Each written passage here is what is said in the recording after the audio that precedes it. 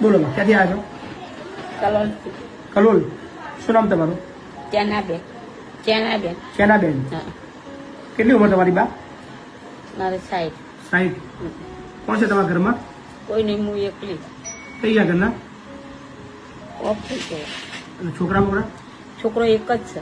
એ રાખવો નહીં? ના, શું કે છે? એ કે મારા હાથે ના જો ના કઈ ના હારા જોડી મને 2 લાફા મુકાવડાયા. એટલે હું બહાર નીકળી ગઈ. એના સસરાએ મને 2 લાફા મૂક્યા. 2 લાફા મારે એના સસરાએ? એના સસરાએ. એટલે તારની હું બહાર નીકળી ગઈ. પરણાયા તારનો. એટલે એકલા છો કેટલા વર્ષથી? પરણાયા તે દડાનો. 15-16 વર્ષથી એકલા જ છો? 15 વર્ષ 16 વર્ષથી એકલી. ઘર છે પોતાનું?